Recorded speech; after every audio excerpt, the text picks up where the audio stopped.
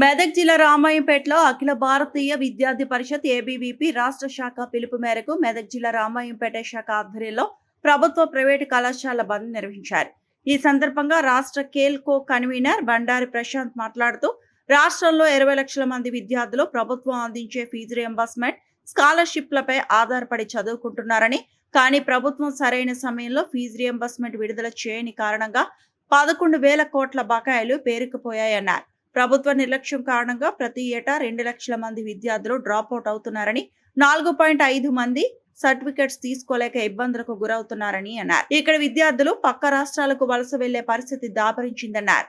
గతంలో ఉన్న ప్రభుత్వం ఫీజు రియంబర్స్మెంట్ పథకాన్ని తుంగలో తొక్కుతూ పేద విద్యార్థులను ఉన్నత విద్యకు దూరం చేస్తోందని, మా ప్రభుత్వంలో బకాయిలు చెల్లించడంతో పాటుగా గ్రీన్ ఛానల్ ఏర్పాటు చేసి ప్రతి నెల ఫీజులు చెల్లిస్తామని చెప్పిన నేటి ముఖ్యమంత్రి తానే విద్యాశాఖ మంత్రిగా ఉన్నప్పటికీ ఇప్పటి వరకు బకాయిలు విడుదల చేయకపోవడంతో ఈ విషయం కోర్టు మెట్లు ఎక్కిందని అన్నారు. ఈరోజు ఏబీవీపీ రాష్ట్ర శాఖ పిలుపు మేరకు ఈరోజు రాష్ట్ర వ్యాప్తంగా కళాశాలల బంద్ కార్యక్రమాన్ని ఏబీవీపీ తీసుకుంది.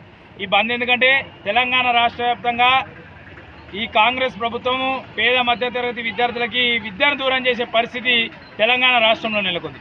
ఈరోజు 11,000 కోట్ల స్కాలర్షిప్ ఫీ రియంబర్స్మెంట్లను ఇంతవరకు రాష్ట్ర ప్రభుత్వం విడుదల చేయకపోవడము సిగ్గుచెడు. తన దగ్గరనే పెట్టుకుని ఉన్న విద్యాశాఖ మంత్రి ఉన్నటువంటి సీఎం రేవంత్ రెడ్డి వెంటనే పేద మధ్యతరగతి విద్యార్థులందరికీ స్కాలర్షిప్ రియంబర్స్మెంట్లను వెంటనే విడుదల చేయాలని చెప్పేసి ఏబీవీపీ డిమాండ్ చేస్తుంది.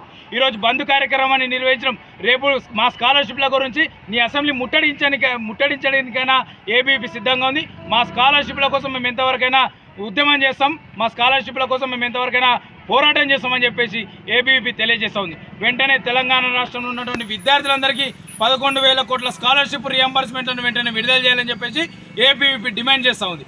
జై హింద్. మరిన్ని అప్డేట్స్ కోసం మా ఛానల్ని సబ్స్క్రైబ్ చేయండి.